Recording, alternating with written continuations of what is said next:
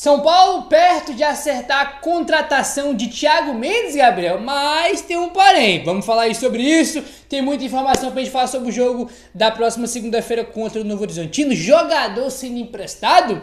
Tem notícia aí sobre isso e muito mais pra gente trocar uma ideia. Belezinha? Tranquilão? Então vamos embora para as notícias do São Paulo. Hoje, quarta-feira, foi de reapresentação aí do elenco do São Paulo, né? Ganharam folga aí na terça e hoje todo mundo se reapresentou, hoje todo mundo iniciou a preparação para o jogo de segunda-feira contra o Novo Horizontino pelas quartas aí do Paulistão, tá bom? Vamos lá, rapaziada, o negócio é o seguinte, ó, bora falar isso pro Ferreirinha, tá? Porque ele foi a novidade aí do dia. A expectativa é de que o Ferreirinha esteja à disposição para o jogo de quartas do Paulistão contra o Novo Horizontino na próxima segunda-feira. Ele perdeu os últimos 4 jogos por uma lesão na posterior da coxa direita.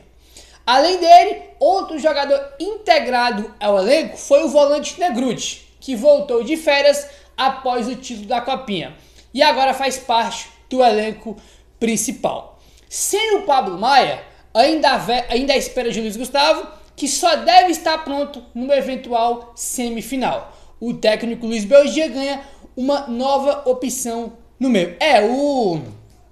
O Éder Trasquini do UOL, ele falou que existe a possibilidade, né, do Luiz Gustavo ir pro sacrifício pro jogo contra o Novo Horizontino, que eu acho errado, né, porque, pô, todo respeito, São Paulo e Novo Horizontino, é jogo de mata, né, não acho que vai ser um jogo fácil, mas não dá, não é um jogo pra gente falar, pô, tem que botar o cara no sacrifício, né? Não é um jogo contra o Palmeiras, contra o coisa, não é uma semifinal de Libertadores, é uma quarta de Paulistão.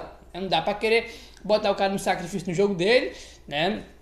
E agora o G atrás que ele deve voltar mesmo só na semifinal aí. Então a gente fica na expectativa do Ferreirinha estar à disposição pro jogo de segunda-feira. Aí ele que já iniciou a transição, aí, se não me engano foi na segunda-feira que o São Paulo até postou nas redes sociais, tá bom? E ele foi a grande novidade do dia, além do Felipe Negrutti, né, que foi integrado, aí ele já se apresentou aí nessa quarta-feira junto com o elenco aí do São Paulo, né? Ele que estava de férias após tudo da Copinha e os jogadores aí ganharam folga ontem, né? Enfim, vamos ver aí se ele vai pro banco contra o Novo Horizontino, se ele vai pro banco como titular, não vai, a gente sabe, né, gente? Titular não vai, né? Vamos ver se ele vai pro banco ou se nem no banco aí ele vai estar. Sinceramente, eu não tenho muita expectativa dele jogar, sendo bem sério pra vocês, tá? Porque ele tava na Copinha, é um garoto da base, o Zubeldia dá poucas oportunidades, né, pro jogo da base. Eu não acho que, nossa, o Zubeldia não gosta da base, eu não acho isso, como muitos falam, mas ele também dá pouca oportunidade, verdade é essa. Então, agora que é só máximo, só jogo importante, decisivo, fundamental, não acho que é agora que ele vai botar os garotos pra jogar, né? Em jogos aí mais tranquilos contra o Velo Clube, Ponte Preta ele botou os moleques pra jogar, não acho que vai ser agora. A gente sabe o que vai acontecer, vai jogar o Alisson mais um, esse mais um vai ser o Bobadilha ou Marcos Antônio. A gente sabe já como é que funciona, tem algumas coisas já que a gente já conhece aí, né? Vai ser Alisson e Bobadilha ou Alisson e Marcos Antônio, que a gente já conhece aí sem muita dúvida. E depois que o Luiz Gustavo voltar, aí sim ele vai ser titular aí ao lado do Alisson, não tenho dúvida alguma aí disso, tá bom? Aí falando sobre o Felipe Negrutti, tá? Vamos lá, ó. Segundo o Éder Trasquini, a ideia inicial do São Paulo era emprestar o Felipe Negrutti, mas a lesão do Pablo Maia fez o clube rechaçar a possibilidade de integrá-lo ao elenco principal, tá? Então o São Paulo queria emprestar aí o Felipe Negrutti e faz sentido, né? Porque se o São Paulo fosse querer, a gente for parar para olhar aqui, se o São Paulo fosse querer utilizar o Negrutti agora, ele nem ia ter ficado tanto tempo de férias, né? Por exemplo, ele já ia subir para o profissional junto com o Rian, junto com o Matheus, junto com o Mike, né? E não aconteceu, né? Esses 4 aí da base subiram, né? Que foram campeões da Copinha, tiveram ali alguns dias de folga, foram pro profissional, né? Pro Paulistão, e o Negrutti não foi, né? Então faz sentido, porque se ele fosse para ser utilizado agora, ele nem ia ter dando tempo de férias, já ia ficar no profissional aí junto com os outros aí, né, que eu citei pra vocês, e faz sentido. Agora que o Paulo acabou se machucando, uma lesão aí inesperada, que ele vai ficar meses e meses fora, aí essa lesão fez o São Paulo mudar de ideia, integrá-lo aí ao elenco principal do São Paulo. Enfim, vamos ver aí se ele vai ganhar oportunidade ou não. Acho bem difícil, né, eu acho que ele vai estar ali mais como uma opção mesmo, uma bola de segurança, ó, se precisar ter um garoto aí no banco, mas acho que ele vai jogar bem pouco, passo sério pra vocês, tá? Se é que vai jogar, né? Bom, vamos avançando aí, rapaziada, e vamos falar agora aí sobre grama sintética, porque essa aí foi um debate, uma polêmica muito grande aí nas últimas semanas, né, depois do Neymar, Lucas, Coutinho, Thiago Silva, os principais jogadores do Brasil aí, né, fazer um movimento aí contra aí a grama sintética, tá?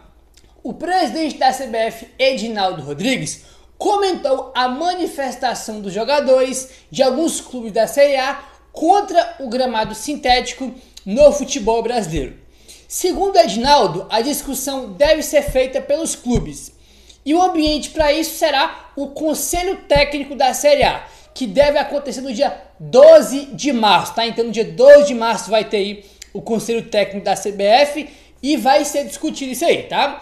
O presidente da CBF falou o seguinte, abre aspas, a CBF é democrática, o tema é dos clubes, dos atletas, acho que é importante e bastante complexo, é uma discussão que clubes debatem e se aprofundam, fecha aspas para o Edinaldo, tá? Aí, tá, ele falou aí sobre o papel dos jogadores, eu gostei da entrevista que ele deu, tá? Sobre o papel dos jogadores, o Edinaldo falou o seguinte, abre aspas, a gente respeita todo o posicionamento, seja de quem for, principalmente dos atletas que jogam, mais até do que da CBF, tem que ser dos clubes a debater esse assunto, que emprega os jogadores, que os clubes debatam sobre esse assunto, fecha aspas. Achei interessante o que ele falou, né? Porque ele não falou, não, quem decide é a CBF, não sei o que, não sei o que. Por exemplo, a gente teve agora a última rodada do Paulistão. O Abel reclamou na coletiva do formato do Paulistão, né? Porque a Ponte Preta foi eliminada e teve mais pontos que vários times classificaram, inclusive com o São Paulo, né? A Ponte fez mais pontos que o São Paulo e o São Paulo passou e a Ponte foi eliminada. E o Abel reclamou, né, do formato, né, cara, do campeonato, e reclamou, disse que tinha que mudar isso aí, e eu também acho, né? Porque é bem bizarro um time fazer mais pontos que o outro ser eliminado. Aí, né, o presidente da Federação Paulista de Futebol, que eu esqueci o nome dele agora, cara, né, ele deu uma entrevista e ele falou, né, eu faço campeonato pros clubes, não pro Abel Ferreira. Resposta completamente ali ignorante, né, tipo assim, achei que até foi, como é que eu posso falar? Foi mais ignorante mesmo, né, acho que a palavra correta é essa, sendo que o campeonato precisa mudar o regulamento, não dá pro time fazer mais pontos que o outro e o time que fez mais pontos ser eliminado e o que fez menos classificar, isso é errado, né? E o Edinaldo Rodrigues foi perguntar sobre a questão da grama sintética, e ele não falou, não, quem decide é a gente, vai ter gramado sintético acabando, não. Ele falou, os clubes têm que debater, né, os clubes e os jogadores que entram em campo têm que debater. Achei legal, né? Achei bem bacana, porque ele poderia ir, né, falar de um jeito mais, não, quem manda aqui é a CBF, vai ser assim e acabou. Ele poderia falar isso, mas não falou, achei interessante a entrevista que ele deu aí, tá bom? E ele falou também, tá, sobre um estudo que a CBF está fazendo sobre as lesões, olha só, abre aspas. A CBF está fazendo um estudo bastante profundo dentro do Brasil, não com dados científicos externos.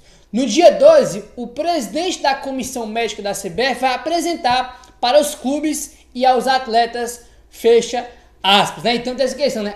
Mas que grama sintética machuca mais que a grama natural? E tem gente que fala que sim, tem gente que fala que não, e tem essa polêmica aí, né? Segundo o Edinaldo Rodrigues, né? O presidente da comissão médica da CBF, né? Tá tendo todo um estudo aí, e ele vai apresentar, né? Ele, o presidente da comissão médica da CBF, vai apresentar esse estudo aí no dia 12, né? Quando for o conselho técnico aí da CBF, dia 12 de março, que vai ser esse conselho aí, né? E vai ser apresentado tanto para os clubes, tanto aí para os jogadores, tá? Segundo a apuração do UOL, há clubes se articulando para levar o assunto do gramado novamente à pauta do conselho técnico. A ideia desse bloco é vetar o uso de sintético nos próximos anos, em uma medida que seria gradual e com prazos para poder ter uma adaptação. Foi o que o Edinaldo Rodrigues falou, né, que isso vai ser discutido no dia 12 aí, né, na comissão técnica da CBF, né, que sempre tem, né, que é a reunião da CBF, né, junto com os presidentes ali dos clubes, sempre tem essas reuniões aí, né, para tratar de vários assuntos diferentes, e segundo o Edinaldo Rodrigues, vai ter esse debate aí, tá, na reunião aí do dia 12, né, cara, assim, enfim, eu não tenho conhecimento algum sobre se machuca mais, se não machuca, eu só sei de uma coisa, irmão, os principais jogadores do Brasil são contra, e se os caras são contra, irmão, é isso, e ponto. Eu não entendo mais que o Neymar, mais que o Lucas, que o Oscar, que o Thiago Silva, então, se os caras falaram que é ruim, que é uma porcaria, é ruim e acabou, né?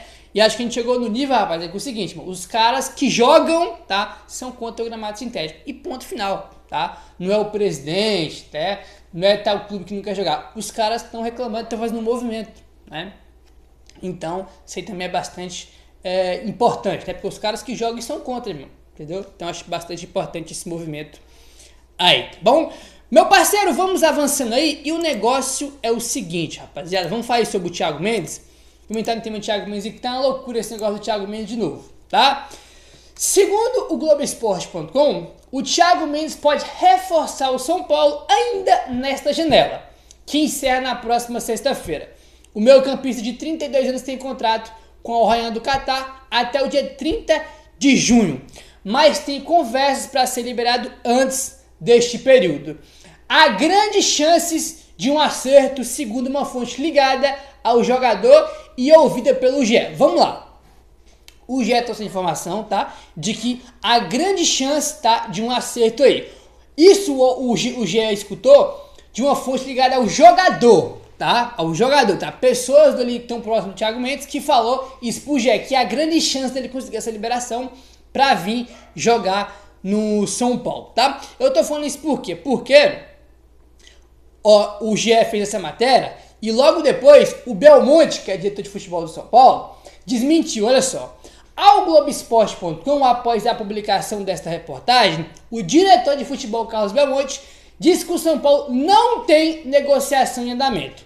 A diretoria aguarda o desenrolar da situação e não quer criar expectativa na torcida. Tá? Então o Belmonte entrou em contato com o GE e disse que não tem negociação, né, que está só aguardando os desenrolar aí da situação.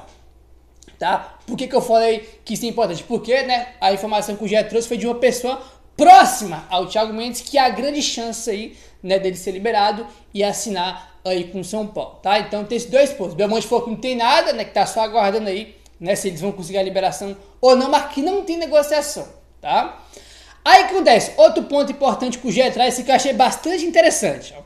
O empresário do jogador Paulo Pitombeira tem tratado o tema diretamente com a Galápagos, gestora que administra o fundo de investimento em direitos creditórios do clube, que é o famoso FDIC, para poder construir uma engenharia financeira que não infrinja as restrições financeiras hoje em vigência, tá? Então, o Paulo Pitombeira, que é empresário do jogador, irmão, negocia com a Galápagos, então nem com o São Paulo não, tá? Eles estão vendo aí uma forma aí, né, cara, de fazer uma engenharia financeira, de colocar o Thiago Mendes na folha do São Paulo, sem evidentemente infringir as regras, porque tem teto, irmão, tem que respeitar, né?